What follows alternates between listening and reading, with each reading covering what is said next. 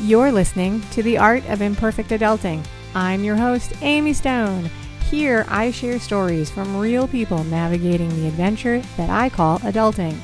Are you ready? Me too. Let's do this. So, hello, friends. In this episode, I'm going to introduce you to Haley Straw. Haley is an Amish taxi driver. I'm going to admit that when she pitched to be on the podcast, part of the reason I wanted to do this interview is that I had no idea what that even meant. So, in this interview, Haley shares her journey of how she lives in close proximity to an Amish community and she drives them to various events. So, that's what she does.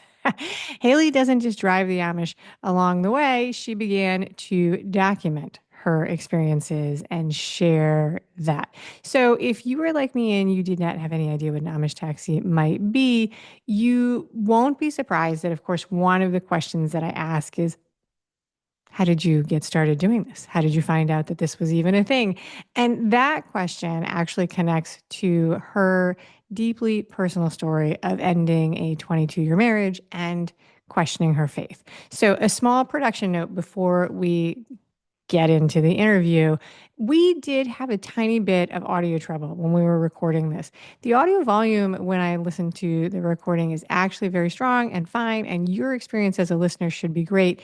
Haley did have some trouble hearing me when we were doing the recording, and so I did give this interview a little extra TLC in the editing process. But if it sounds a little different to you as the listener, that's why.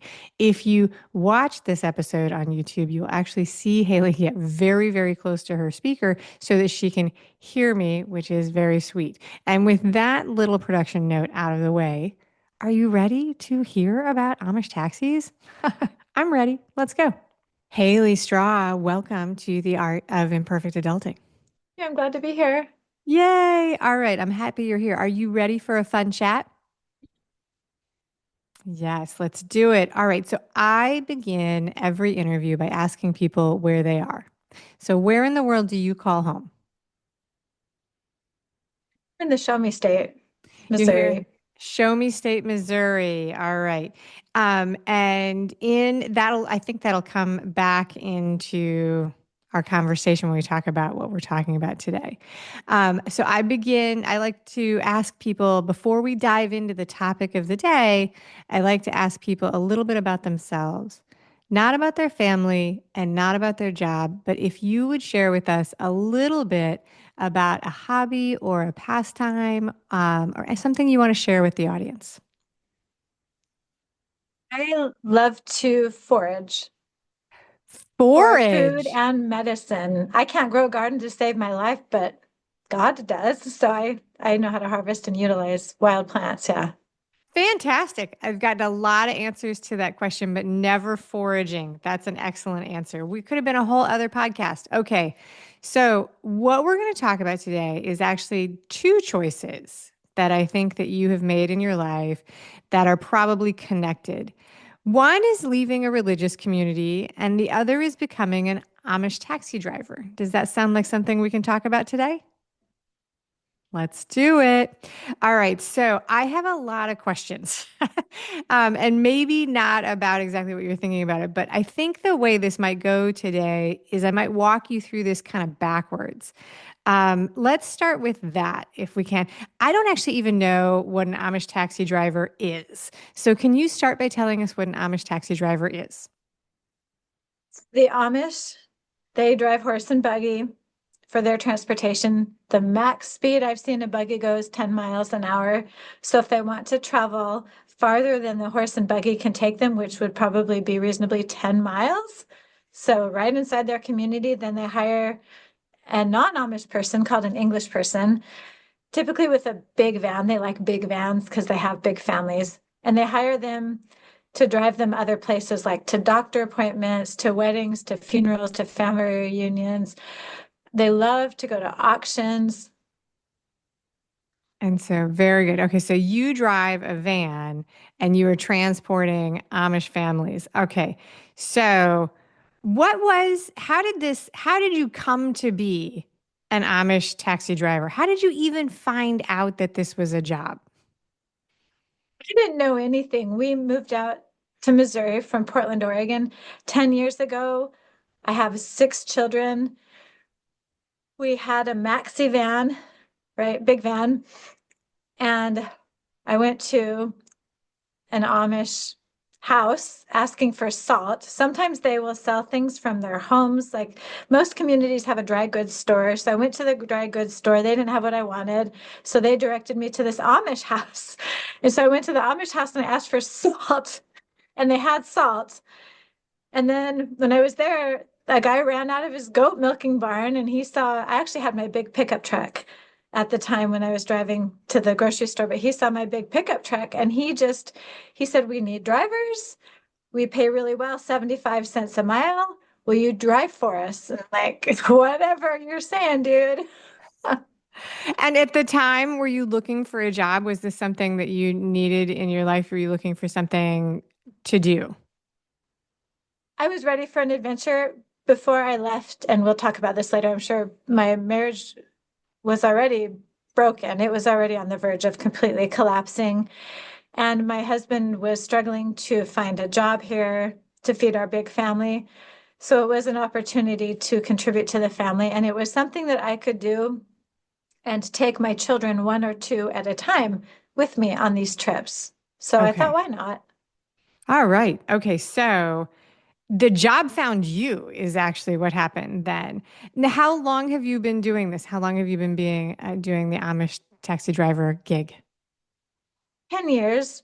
Right now, I'm just driving for my next door neighbor. I'm writing full time, Okay. so taking a little break. Very good. Okay. So I have a lot of questions, and I don't know where the line is exactly for being like, I want to be sensitive to the Amish culture and also ask questions about it. So I'm going to try and be very careful. I actually live in Florida. And on the west coast of Florida is a location called Siesta Key. It's a beach. When I visit there, there is an Amish or Mennonite community nearby them. But I think they drive. I think that they come to the beach in vans. I really don't know. I'm not very aware of what they're doing. We just meet on the beach looking for shells and sand dollars. But do you consider yourself, after doing this for 10 years, have you picked up a lot about the Amish community because of the work that you're doing? No more than I wish I did sometimes, yes. All right. So you have written a book about some of this, and you have a TikTok where you share the experience. When did driving the Amish taxi shift to writing about it and sharing the experience with other people? I had been here for a year and I had just started driving. I drove back to visit my family in Portland and I visited with friends, and they surrounded me, hounding me with questions about the Amish because they knew I drove them a little bit and I interacted with them frequently. They were just so interested in the things I had to share. And I thought, well, that's interesting. So I started documenting my experiences driving the Amish and writing about how I got to know them because my friends were so curious. And my children also, they've traveled with me extensively and been to Amish homes and the stores and just immersed themselves in this culture with me. And I thought, what a unique childhood they're having. So I should probably just document this. So I've been writing for 10 years. It's just now I'm putting them together in book form. And book form, and that's not surprising to me because I have lots of questions about this, and so it makes sense that your friends and I have a lot of things in common. It sounds like so. I do have a couple of silly questions about how this might work. How do you connect with your clients for the taxi rides? So back to the story of how I got started, and I did write this in more detail in my first book. Um, Elmer, when he came and he asked me to drive, I said, I don't know what you're talking about. So he's like, well, hold on. So he went inside his house, he got a pen, he got a piece of paper, he came back out, he wrote his name and his address on this piece of paper, and he handed me this piece of paper. And I'm like, okay, no phone number. So I went to talk to somebody that I go to church with that I knew drove the Amish, and I'm like, what is this? And he's like, well, they want you to drive for them. I said, but there's no phone number. What am I supposed to do with that? And he's like, well, they have a phone shack. Like each community has way of living. And this community in particular, they had one phone shack for, oh gosh, it was probably 100 families spread out over 20 miles. Okay. One phone shack where they have a landline where they can make calls out, but they cannot receive calls in. So Oh. eventually, I put up a flyer in one of their dry goods stores with my phone number. Then they could call me and ask me to drive them. So they call you and ask you to drive them, and you have to set up all of the details on that one phone call because there's no way to reach back out. Unless I contact another driver in that community, and I do have their phone numbers. I'm like, hey, Albert, can you go and talk to Elmer for me? Because I've got to get a message to him instead of driving 20 miles away to talk to Elmer, right? Drivers help each other out. How many drivers are there in your community, roughly? We're never enough. That's why he was so anxious. He's like, ooh, nice big truck. And I happen to have a big van too. And so they look for drivers a lot. They like to collect drivers' phone numbers and just carry them around in their wallet. So anytime they need something, they can call somebody and go somewhere. Very interesting. All right. And then the next question is similar. This is definitely driven by the fact that these days, for me, if I'm ordering a taxi or an Uber or a Lyft, I'm using an app and everything is paid electronically. So you said it's 75 cents a mile. How are they paying you? They offered me, I made more than that. They like to get a bargain. How do they pay me? How do they pay you? Yeah. Most often by check. By check. I was expecting you to say cash. I was expecting you to say cash. So most often they're paying you by check. That is really, really famous. The whole thing is very interesting to me that this is an adaptation and a way this very tight-knit community has sort of expanded beyond their restrictions. I think that's amazing. I think that's amazing. So then if you are taking them to like medical appointments, does that mean that it's like almost like do you have to wait while they have the appointment? Do you drive them there and then hang out and wait because there's no way for them to call you back? Hobbies. I like to crochet and I like to walk and I like to write. So I always have plenty to do while I'm waiting. But you wait, you just hang out and then take them back. Okay. Wait. You're an extension of their family for the day, serving as the taxi. All right, very good. So you are not Amish. You grew up in a different faith. And part of your story is, which not actually the same story as driving the taxi, is that you have had to rethink your relationship with your own faith group, I think, right? Yeah. Do you want to? So I've actually ended up, it's a funny thing about this show. The interviews the topics sometimes come in clusters. And I've had a couple of conversations with people about faith and leaving faith, specifically Mormonism, that's the faith you were raised in, Mormonism, correct? Yeah, so you were raised in the Mormon faith. What do you want to share the story of what was going on in your life, how you found yourself in a position to be questioning your role in Mormonism? Yeah, so I was raised by a Mormon mom and a Catholic dad, and I joined the church when I was 15. And then I followed the prescribed script for all good Mormons. I went to Brigham Young University, right? The Mormon college. I went to the one in Idaho. I found my husband there, who was a returned missionary. For those of you that don't know, the church strongly encourages young men, the ages of like 18 to early 20s, to serve a 2-year mission for the church. In fact, my son just returned from one last year. Okay. So married a returned missionary, got married in the temple that is located in Portland, Oregon, that only Mormons can go into. You have to live a very, very, very high standard to get into the Mormon temple. Did that, and then we had our big family, right? Yep. So, and oh gosh, so for the record, I took a big break from the church. I'm back in the church, but I'm very awake, and Okay. do you know what I mean? I don't prescribe to everything. I question everything. I have to be really careful to stay in good standing with the church. But we got married, and the Mormon teaches very strict standards of moral conduct. And so we were both very afraid of anything considered immoral. We dressed painfully modestly, not as modest as the Amish, but we were just like, we were both virgins when we married, like completely 100% inexperienced, scared of intimacy. And it really got our marriage off on a really bad foot. Like we never got that worked out in our marriage. And we had 6 kids, but I'm telling you, it didn't take much to have 6 kids. Um, and unfortunately, that came from our Mormon upbringing, or at least how we internalized our Mormon upbringing.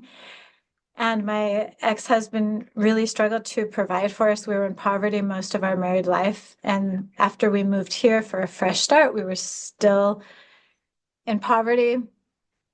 And so our marriage fell apart after 22 years. But if I can back up, what really got me questioning things, because I was a very obedient, I was kind of like a domesticated hen, I should say, if I can say that. Like I did what was safe, I followed the rules. I wanted to just stay in my place. I was very shy, like a violet. I just wouldn't question anything, step out of place. I wanted to be this perfect person. And so I did. I was that person. And then because we raised our family a little bit, well, poverty was part of what played into what happened to us, but also I was homeschooling, I was home birthing, I was feeding my children very healthy. I was very hands-on in how I raised my children, and I tend to do things how people would say the hard way. Okay. And so that scared some people that I went to church with that I had known since I was 5 years old in this church. And so Child Protective Services was called on my family when I had 5 children. My oldest was 10 and my youngest was like 1. And that woke me up because they wanted to come investigate, see what was going on. And I thought, what in the world what is going on here? I have to protect my family. So I started questioning a lot of things, not only what our rights are in America, but also the church. So that's kind of what started the So that's questioning all process. right. So that's what started the process. And then, all right. So you were raised in this church. It's obviously a very important part of your personhood. It's something you selected it as a university, but your marriage didn't make it. And is that how important is that within the Mormon faith? Like, was it okay that you ended your marriage, or what happened when your marriage fell apart? Okay, so there's a quote. I love quotes. A former leader of the Mormon church, and it says, "No other success can compensate for failure in the home." And I was taught that from the time I could remember. And to me, that means, you have a strong marriage and you stay married forever. Mormons believe in marriage forever, beyond the grave. And you also raise your family as best as you can. The father provides, the mother stays home and nurtures the family, runs the home, right? So yeah, divorce is not a good thing in the Mormon church. It's happening a lot more. But yeah, it was definitely frowned upon. Frowned upon, but not something that gets you excommunicated. Right. If you're Amish, it would get you excommunicated, but I'm Mormon, so it didn't. It Yeah. didn't. Okay. All right. So how old were you when you got married? I was 20, way too young. 20 when you got married, and then married for 22 years. 42 you got divorced. Right. And this happens in Missouri. So do you and your ex-husband and all of your kids still live in Missouri? Yes. Yeah. Okay. And now the kids are not young. How old are the kids now? My oldest is 24 and my youngest is 12. So you still have pretty much everybody living at home. I still have what? All the kids are still living at home, and are you still homeschooling? Yeah, I'm still homeschooling. So my oldest is married. She lives in Kansas. And my third one, I just moved her back to Portland, Oregon, in October. So yeah, we've got 4 at home. So that's very okay. That's wonderful. And so you've built a wonderful life for yourself with some challenges for sure. But if you could go back and talk to your younger self before you got married, maybe the 19-year-old version of you, What advice might you give her?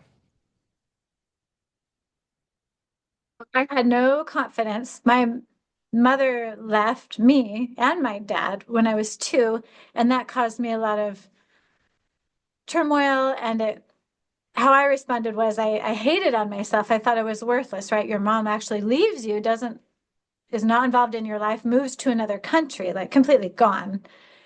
And so that really affected who I believed I was as a person, and I believed I was worthless. And so I really tried to be perfect. Thus, I followed the Mormon plan, right, for happiness in this life. So when I was 19, I thought I was ugly. I thought I was stupid. Anyway, I was in a terrible state and I didn't know who I was. So I would have really worked on feelings of self-worth, and I would have hopefully had the courage to try new things, to question things, to step outside the box. But I didn't. And so it was a really sandy foundation for a marriage. I think that's actually really good advice for a whole bunch of different situations, not just marriage and outside of the faith. I think that a lot of people feel that at different points in their life, like to work on yourself and your confidence before you leap into the world. Okay, so in a minute, we're going to do the final questions, but I want to give you a chance to tell people about the writing you do, about your books, about your TikTok channel, and all those things. About the writing I do. Okay. So I just write true stories about the Amish. Before I started writing my books, because there are endless books about the Amish, and most of them are romance, and they fantasize the Amish and they put them on this pedestal like their life is perfect. And I thought that too. When I moved out here, I thought, wow, they're so much better than us. I was afraid of them because I'm so human. So I learned that they're human, and I was looking all over the place for a book that somebody had written from an Amish taxi driver's perspective, and I couldn't find one, not one. So I thought, ooh, good, then I'm going to do it. Because I've stayed in their homes. I've been with them for births. I have a friend, and I was with him when he died. And Okay. that's going to be in my next book, is going to be about births, deaths, and weddings. I've been with them in these life moments. I've been to their funerals and their weddings and just everything. And I stayed in their homes. And I can give a unique perspective of an outsider looking inside, right? There are lots of books written by people who have been raised Amish and left, and they give a unique perspective. I like to think I give a perspective that hasn't been given before because I'm not Amish, but I'm still in their world, right? Absolutely. That makes Yes, sense. it does. Tell us the name. So you have what's the name of the book that's out already? So this series is called Tales of an Amish Taxi Driver.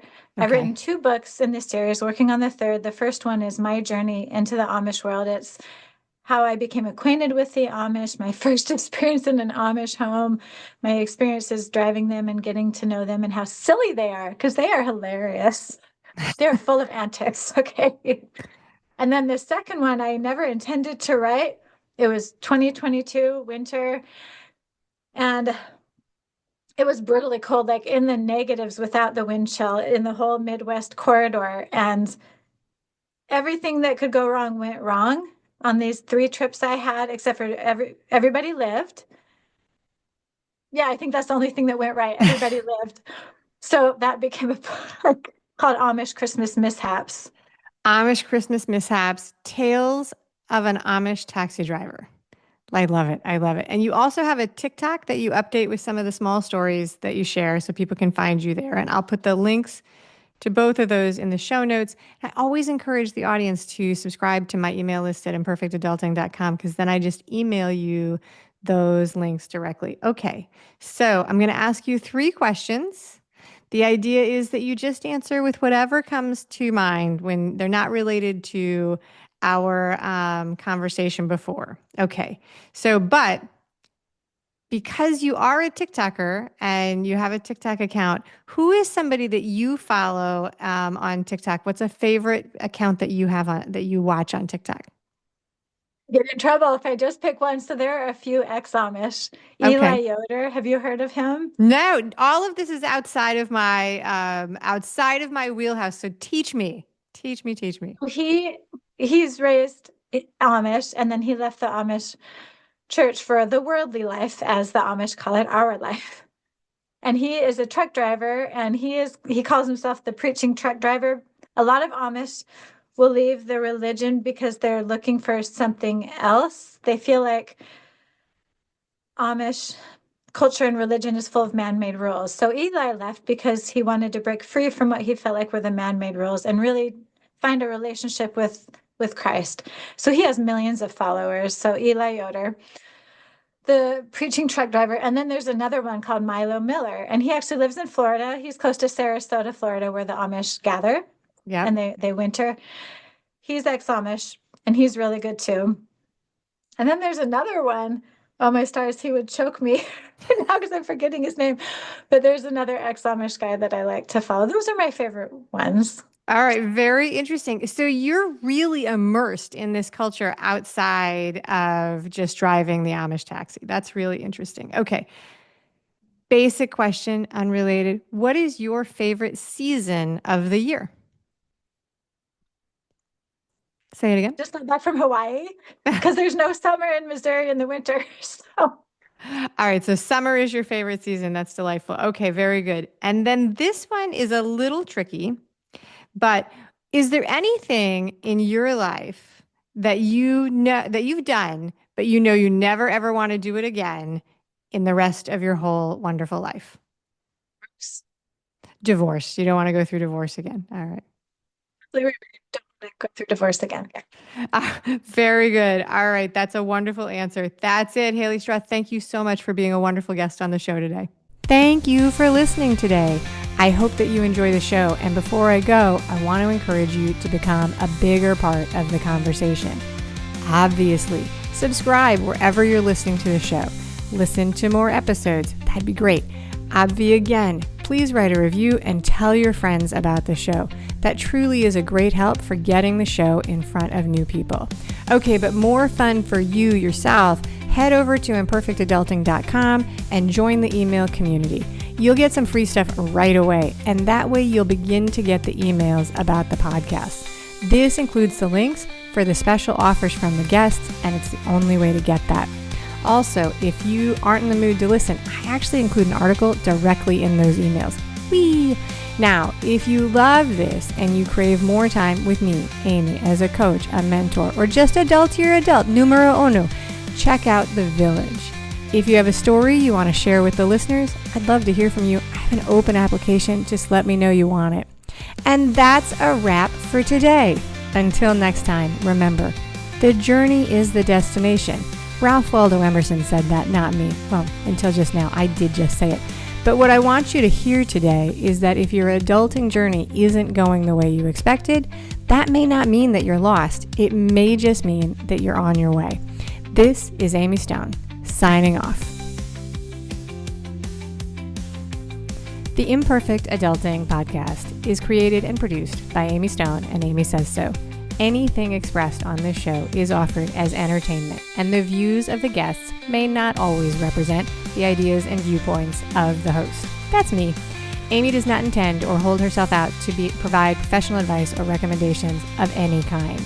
In the end, you and you alone need to make those kinds of decisions based on your personal and individual situation, needs, circumstances, and comfort level.